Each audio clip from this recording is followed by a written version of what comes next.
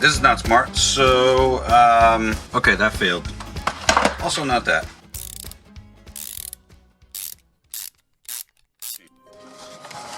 Alright, we have to take out this little plug.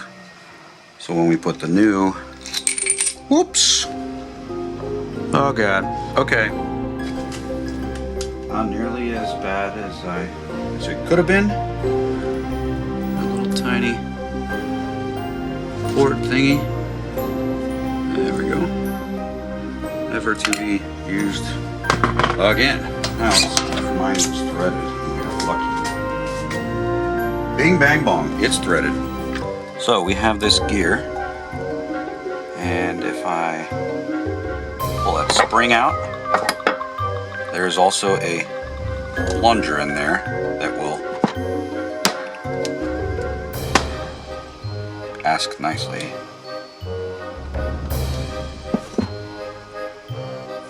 Or if I just push the whole thing apart. Oh! Alright, I took the back off. You're not supposed to do that. Maybe try not to do it that way, guys, because, you know, if you're here to learn from me, you're in the wrong place. Well, maybe you could just learn from all my mistakes. That's always that's what I tell my students. So we're live, and I am so happy. Dave Lassell, thank you for being with us today. I just saw your first episode of your YouTube high cost, low cost channel, and I'm blown away. It's pretty most silly. Entertaining story and most self-deprecating story at the same time. It's everything that's happened to every one of us.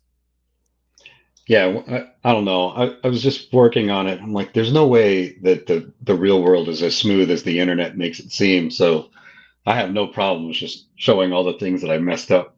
Kind of funny. It's lovely to be human, isn't it? Oh, yeah, yeah. Yeah. And then maybe, you know, I'm just hoping that somebody else will try something and not feel bad, you know. Yeah. Oh, gosh, I got to cut this open again and redo it. Oh, Wait till you see my oil pan baffle video. Yeah, but not everybody is willing to film it and then actually not put it in the wastebasket of life and put it up on YouTube. Yeah, well, I have, you know, my family motto is, what is it? Don't reprove yourself. That's what my grandfather apparently always used to say. It's like everybody makes mistakes, so yeah, it's fine if you see mine. I'm a teacher, so I'm used to, like, we learn from mistakes. So I've got to ask you the big why question. Why build a low cost? And then maybe you partially answered it. Why make a YouTube channel over some of the perhaps a little bit embarrassing points? Well, I mean, there's no way I was going to scrape together to buy a Caterham in the States. The only other guy I know, he's probably on here, he's local in Nashville here, that has an actual Caterham. But they're so hard to, not that they're impossible to get, but they're prohibitively expensive for somebody like me who's just, you know, I'm a teacher. Mm-hmm. So I don't have like tens and tens of thousands of disposable cash. Mm-hmm. So I said, you know, I like fabrication and I like learning, and I'd rather know all the steps. So I am doing it that way. You know, I bought my frame. Yeah. It was built, I believe, by someone on Low Cost USA. I've got a thread started on there, Mm-hmm. and I have like a build book from when I got the frame. Mm-hmm. But it needs a lot of tubes moved, and I don't have problems moving tubes. I like welding, and you know, I don't have like a big fabrication background, but I've been into it, and I've got a couple of small machines. Mm-hmm. And I just want to do it. Yeah, excellent. Plus they look cool, you know. Like you're not. It's one thing if I was like, oh, I want to build up a Mustang. Like there's so many. It doesn't. You're never going to drive down the street and someone go, oh my God, look at that. You know. Yeah, I know that feeling. Yeah, just like or better yet, I mean, or maybe worse yet, I've been approached by people who say, wow, lovely Caterham. And I have to say, no, it's not a Caterham. And I'm quite happy to point that out. But tell me about your build. I mean, you sourced the frame, and you've got that. So you didn't go to the book and then build the book from the book. And is it the standard frame, or what size is it? Mine's a 442, so it's 46 inches wide to the outside of the frame, Hmm. which gives a 19-inch slot for each person, which is great because I need the space. Yeah. But right Me, now, me too. I mean, I looked at this guy. This guy's 420R, Uh-huh. and I took a tape measure with me because I need to know, what the real ones are like. Yeah. And the thing is 16 inches from the frame to the padding. I was like, man, Yeah. I can't fit in that. Yeah. Yeah. So, I'm building like the American sized one, Yeah. which is fine. It does look a little large when I Hmm. look at it sitting on the table. I'm like, wow, it really is kind of big, but it's still not. It's still an inch under, I believe, Miata wheelbase. Hmm. And, there's only about 6 or 8 inches maybe with the nose cone in front of the tires. And there's 2 inches behind the tire. So it's still going to feel tiny. And, it's 5 inches off the ground. Yeah. So I Absolutely. just think that stuff is cool. Yeah. So it's 442, but apparently it was built by a guy who's like very tall, like 6'4" maybe or above, Wow. and so the cockpit is very long. To me, it looks comedically long, but it's going to be good for the engine space. There's plenty of space up there, Hmm. so that's kind of nice. I'm not.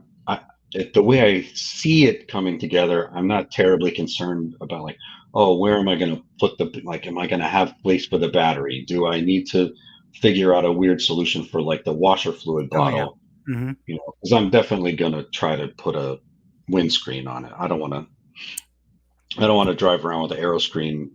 It's just, as a normal everyday when I'm driving it around, I want to have a windscreen.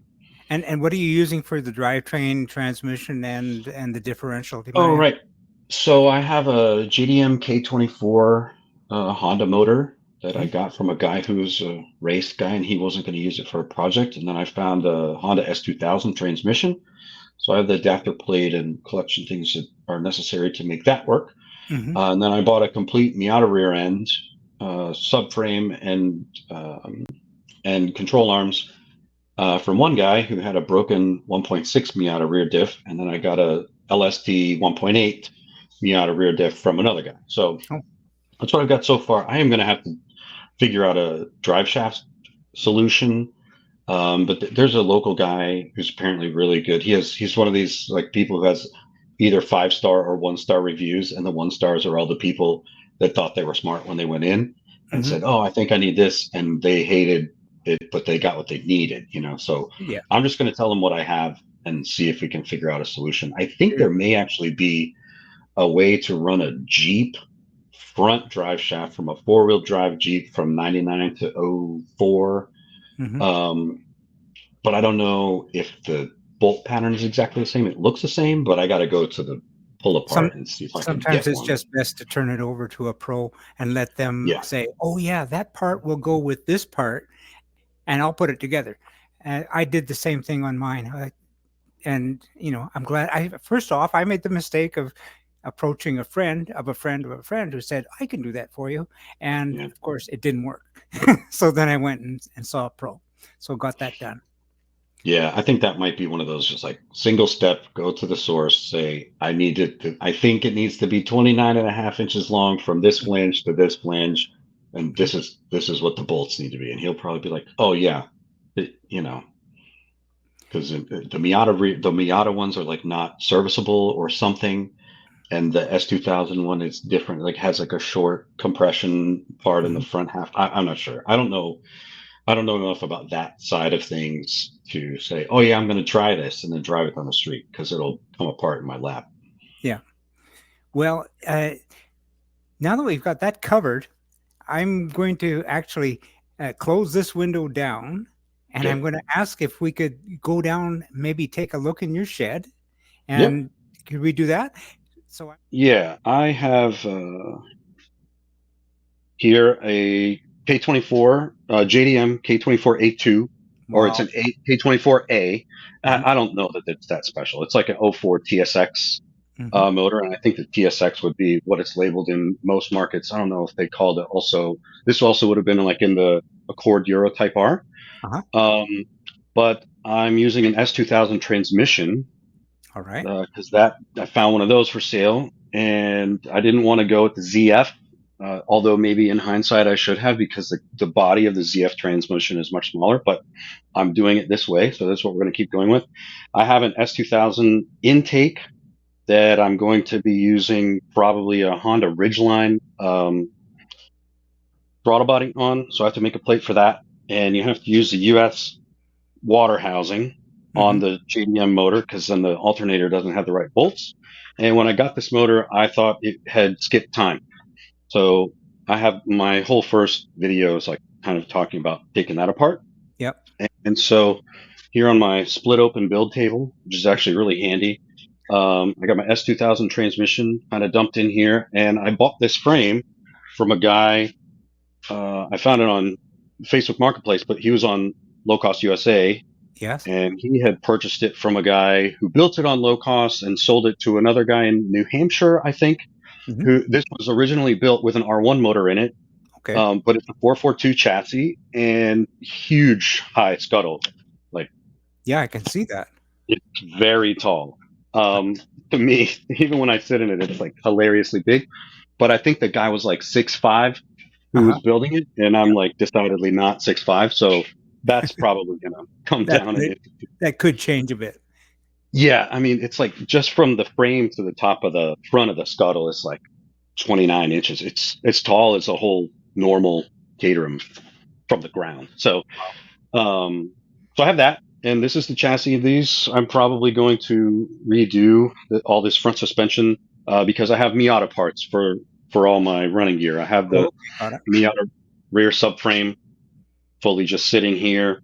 And I'm going to probably use the QA1 shocks that were on the frame, and the Ford 8.8 rear end that was in it is going to get sold, along with the Mustang GT wheels that I've got down there.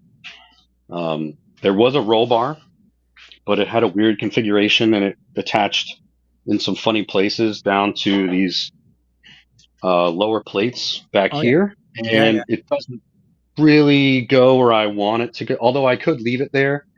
At this point, after looking at it, I could just leave it there, and that might solve a lot of things, and then I just need to brace off the bottom of this rear subframe, and then everything else is just more difficulty. Right. And the hoop was probably extra high too, I'm presuming. The hoop was pretty high. I think, I don't know if the hoop was built for the original owner, but it's like 19 inches or 17 and a half or 19 from the frame, which is also there. It's a +2, but in the back, it just feels so tall in some places. I met up with another guy from Nashville who has a 420R, and I just took some measurements from his car. I was like, holy cow, my car is like 20% bigger in every dimension. But it's fine. I'm not a tiny person, and it's a thing that I'm going to be doing for fun. So yeah, to that top rail is like 25, and I'm sure it's just big. Yeah. But I don't know that it's non-standard 442 sizes. So it is 46 inches to the outside of the frame, and it looks like this, just like everybody else's, I think. Nothing looks totally crazy. The engine mounts were weird, which is the bike engine actually must have been mounted very far forward when he had it. Oh, this one was already set up for a bike engine. He had built it for an R1, and the guy in New Hampshire, he runs like a race school where they like teach guys to drive, like whatever it is, HPDE. And they use all like 7 chassis to teach everybody. Yeah. But he builds his own, and they use some other running gear. Yeah. He bought this just to get the engine out of it, and then sold it. The guy I bought it from in Knoxville had bought it with like an older turbo Duratec, old 2.3 something Ford with a big turbo on it. So it was going to make some crazy amount of power. Right. But it had no engine when I got it. Wow. Well, I'm looking forward to following this, and I'd love to follow the build process with you and get reasonable updates from time to time if that works for you. Oh yeah, man. I think that's cool. Yeah. Like, I'll do whatever. I'm trying to make this, I'm trying to document everything and stick it on YouTube because like my students think it's hilarious. They're like so into it. Yeah. I teach band, so like I have all the kids from 5th grade through 12th grade, and they're like, "Have you put anything on your high cost, low cost channel?" I'm like, "Listen, man, it takes so long to make the videos. Like, Yeah. it takes twice as long to do any of the stuff, and then you got to make it. You know, you're making videos all the time. Yeah. It does take some time. Well, Dave, what I'm going to do is say thanks for the introduction to your high cost, low cost, and let's keep in touch. Yeah, for sure. I'll go tag 7 Spot in my channel videos, so you guys will have access to those, and anybody else, high cost, low cost. All It's all right. abbreviated. It's Looking cool. forward to it, Dave. You have a Thanks, great man. afternoon, and we'll talk to you later. You too, man. See ya. All right. Cheers. All right, this is not smart. So, okay, that failed. Also not that.